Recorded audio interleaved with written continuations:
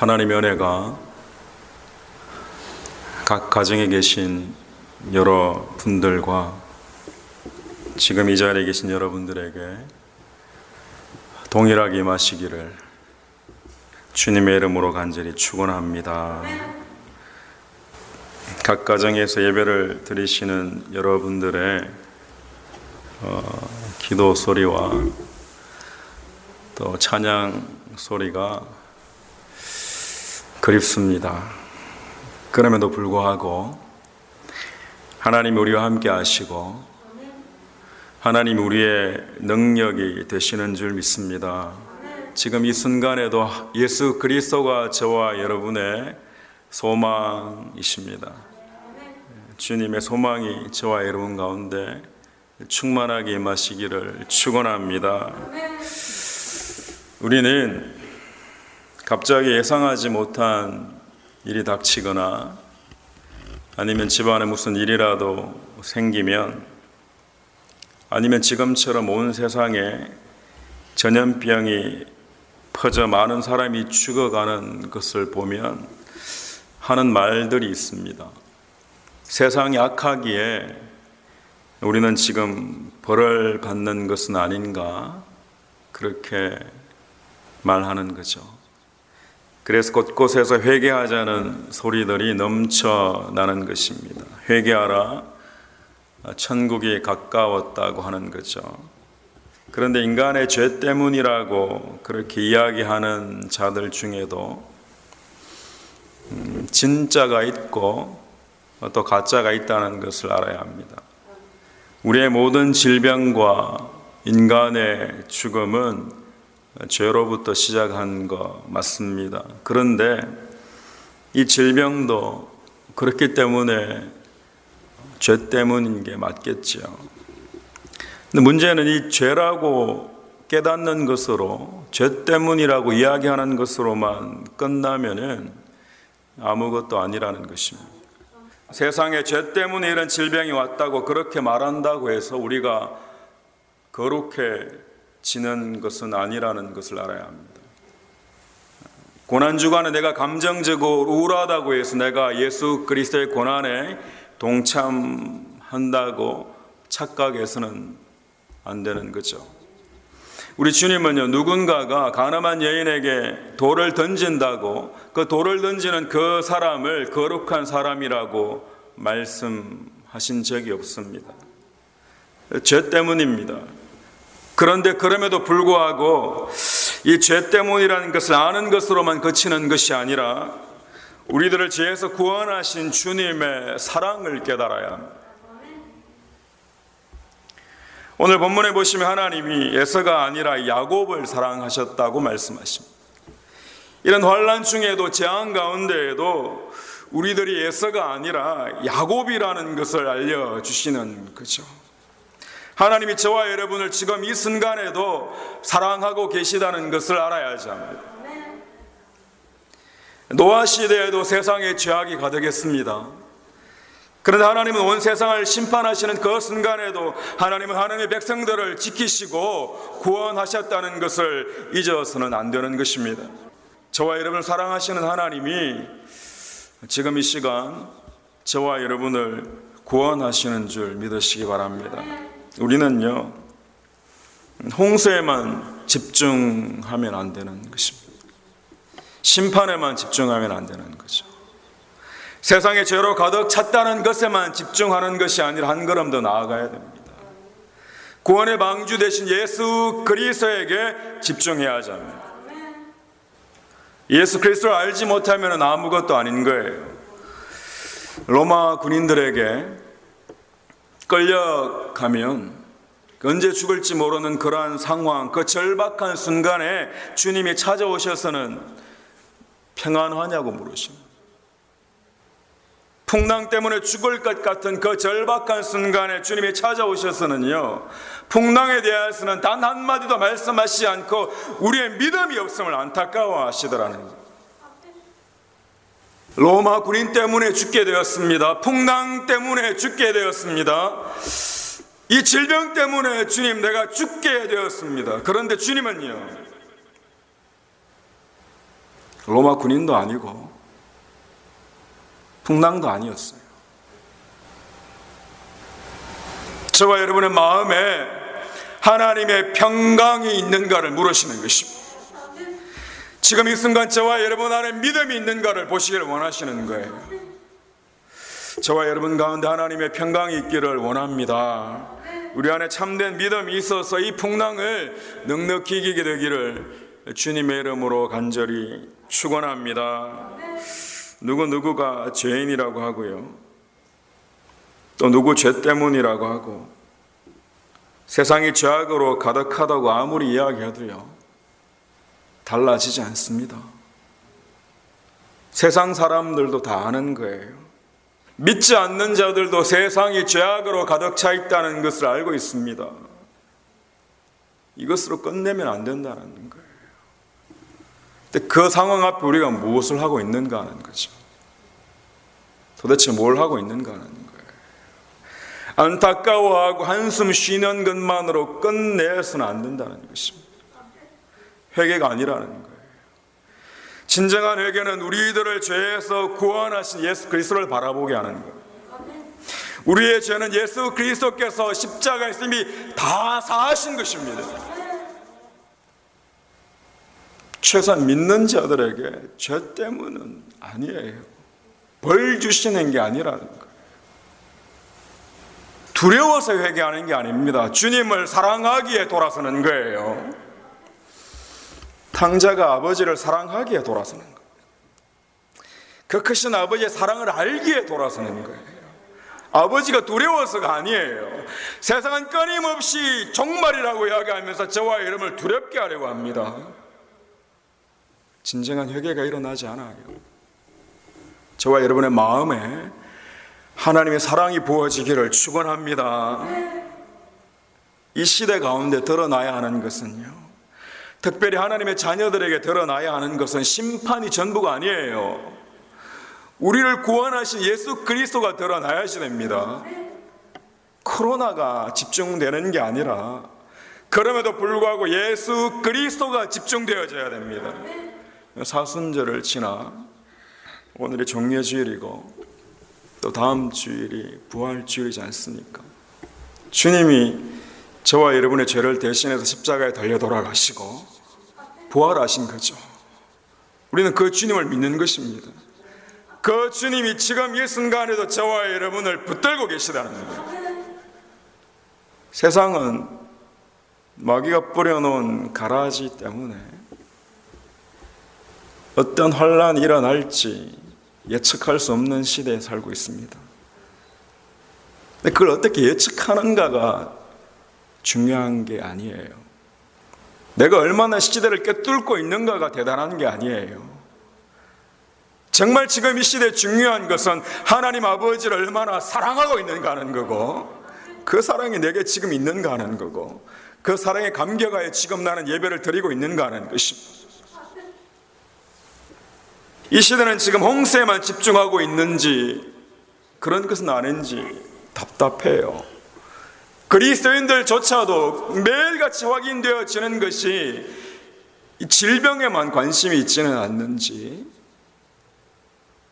풍랑에만 관심이 있어서는요 문제를 해결할 수 없어요. 풍랑 위를 걸어오시는 예수 그리스도에게 집중할 때 우리의 삶은 달라지는 것입니다.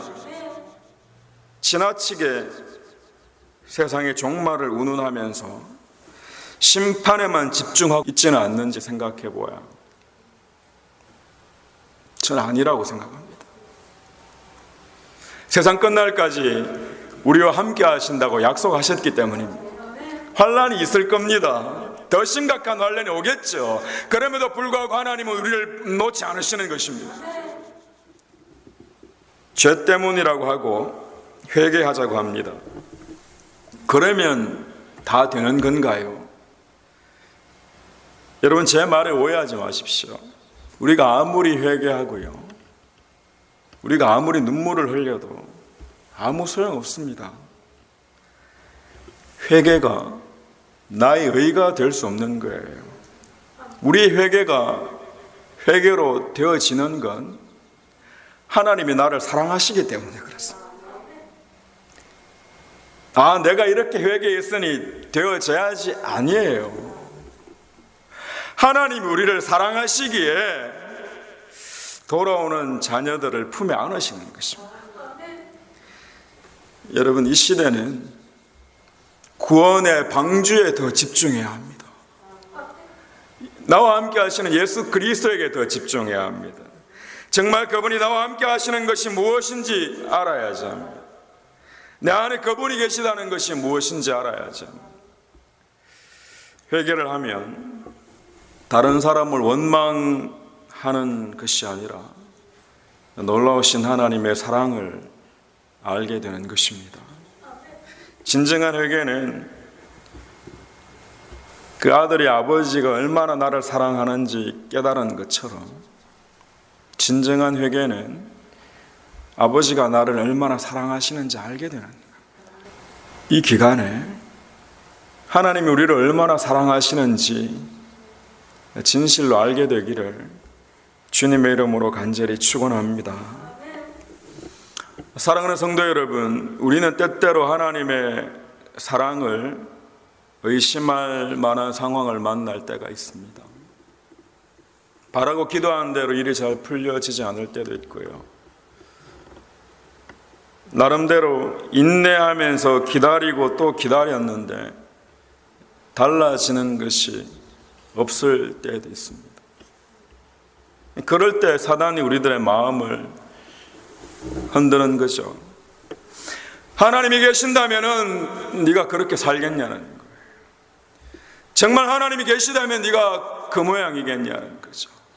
우리는 다른 방법으로 하나님이 살아계심을 증명해 내려고 합니다. 누구보다 더 잘 사는 모습을 억지로 보여주려고 하는 거죠. 그럴 필요가 없습니다. 하나님은 우리와 함께 하시기 때문입니다. 그래서 믿음으로 고백하는 거죠. 여러분, 흔들리지 마십시오. 주님이 저와 여러분과 함께 하십니다. 우리는 이미 구원의 방주 되신 예수 그리스도 안에 있는 자들입니다. 이미 구원받은 자들인 거예요. 죽어도 죽는 것이 아니라 하늘의 소망이 우리 가운데 있는 것입니다. 다니엘의 세 친구인 사드락과 메삭과 아벳느고가 고백합니다. 풀무불 속에서도 하나님이 나를 건져주실 줄로 믿습니다라고 고백하는 거예요. 그리고 또 고백하는 거죠. 그리 아니하실지라도 나는 여호와 하나님을 믿습니다. 여러분 인생 가운데 잘 될 때에도 또 그리 아니하실지라도 하나님 우리와 함께 하시는, 그리 아니하실지라도 그 고백이 저와 여러분의 고백이 되시기를 축복합니다. 오늘 본문을 보시면은요, 하나님께서 하나님의 사랑을 의심하는 유다 백성들에게 하나님의 사랑을 확인시켜 주시는 것입니다.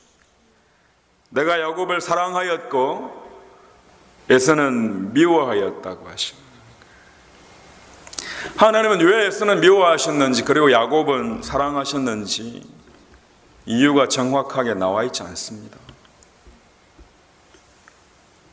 근데 분명한 것은 하나님이 야곱을 선택하셨다는 거예요. 에서가 뭐가 부족하고 야곱이 뭐가 대단한지 성경은 기록하고 있지 않습니다. 분명한 건 하나님이 에서가 아니라 야곱을 선택하셨다는 것입니다. 그 이유가 무엇인가 하면 하나님이 사랑하시기 위해 야곱을 선택하셨다는 거예요. 하나님이 저와 여러분을 왜 선택하셨는지 모르겠습니다. 하나님이 왜 그 많은 사람들 중에 저와 여러분을 선택하셨습니까? 내가 그래도 좀 괜찮은가요? 내가 영적인가요? 내가 뭔가 뛰어난 건가요? 아니에요. 하나님 우리를 사랑하시기 위해 선택하신 것입니다. 그 사랑이 우리를 붙들고 그 사랑 때문에 우리는 오늘도 살아가는 자들이에요.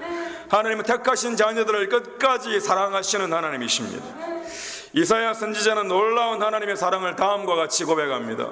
내가 너를 지명하여 불렀나니 너는 내 것이라. 하나님 우리를 지명하여 부르셨다는 거예요. 그리고 내 것이라고 하신다는 거예요. 하나님께서 그 많은 사람들 중에 저와 여러분을 특별히 선택하시고 불러주신 것입니다. 그 이유는 단 한 가지예요. 하나님이 저와 여러분을 사랑하시기 위해 부르셨다는 것. 하나님 눈에는 어떻게 보이시는가 하면 이사야 43장 4절 말씀 보시면 내가 너를 보배롭고 존귀하게 여기고 너를 사랑하였은지. 이유를 모르겠어요. 그런데 하나님은 저와 여러분을 보배롭고 존귀하게 보신다는 것입니다. 여러분, 이 시대에 여러분의 마음에 사람들이 아니라 하나님이 나를 보배롭고 존귀하게 보심이 믿어지기를 축원합니다. 세상에는 그 사랑을 아는 자들이 있고 모르는 자들이 있을 뿐입니다. 많은 사람들이 사랑에 대해서 이야기하고 시대에 대해서 이야기하고 교회에 대해서 이야기하고 예배에 대해서 이야기하죠. 다 우리가 생각이 있기 때문에 무엇이 옳고 무엇이 그러다 충분히 이야기할 수 있습니다. 그런데 그 안에 하나님의 사랑이 있는가 하는 거예요. 저와 여러분이 다시 돌아와야 될 자리는 하나님의 사랑입니다. 오늘 본문 2절에 하나님의 사랑은 히브리어로 아하브입니다. 무조건적이고 절대적인 사랑이에요. 그런데 이스라엘 백성들은 하나님의 사랑을 깨닫지 못하고 현실만 바라보더라는 것입니다. 지금 처해진 상황만 보고 자신의 상황만 보고 자신의 기분만 보고는 하나님 언제 나를 사랑하셨습니까? 여호와께서 이르시되 내가 너희를 사랑하였노라 하나 너희는 이러기를 주께서 어떻게 우리를 사랑하셨나이까? 하나님 언제 사랑하셨습니까? 하나님 내가 이 모양 이 꼴인데 정말 하나님 나를 사랑하시는 거 맞습니까? 라고 이야기하는 거예요. 하나님 사랑하시면 왜 이 질병을 빨리 거두어 주시지 않습니까? 라고 이야기하는 거예요. 왜 우리 집에 가난을 거두어 주시지 않습니까? 왜 나의 질병을 거두어 주시지 않느냐고 하는 거예요. 하나님은 저와 여러분을 사랑하신다고 끊임없이 말씀하십니다. 그 말씀이 우리 가운데 들어와 생명이 되기를 축원합니다. 사랑하는 성도 여러분, 죽음이 우리에게 엄습해 오는 그 순간에도 저와 여러분이 붙들어야 될 것은 단 한 가지입니다. 하나님이 우리를 사랑하신다는 거예요. 여러분, 세상에 소문이 흉흉합니다. 이 재앙이 이제 시작이라고 말하는 분들도 많이 있습니다. 더 큰 어려움이 올 거라고 이야기하는 거죠. 좋습니다. 예언자들을 통해 하나님께서 말씀하시죠. 그런데 그럼에도 불구하고 하나님이 우리를 사랑하신다는 것을 잊지 말아야 합니다. 주님 다시 오시는 그 순간까지 우리가 붙들어야 될 단 한 가지는 하나님이 나를 사랑하시고 내가 그 사랑을 아느냐 하는 거예요. 그 사랑을 붙들어야지. 다른 사람들의 의견이 아니라 내 안에 계신 하나님의 사랑을 붙들어야지. 그 하나님의 사랑을 붙들 때 우리는 이 환난을 넉넉히 이기는 것입니다. 이기고 이기는 자의 하나님은 생명의 면류관을 주실 것입니다. 어떤 일이 우리에게 펼쳐지든지 오직 하나님의 사랑을 붙드는 인생 되시기를 축원합니다. 여러분, 질병이 퍼져나가는 것보다 더 강력한 주님의 사랑이 온 세상을 구원하실 것입니다. 우리 육신을 어떻게 할지 모르지만 우리 영을 건드리지 못하는 거예요. 하나님이 우리와 함께 하셔서 반드시 우리를 살리실 것입니다. 저와 여러분의 마음이 주님의 사랑으로 가득 차게 되시기를 주님의 이름으로 간절히 축원합니다.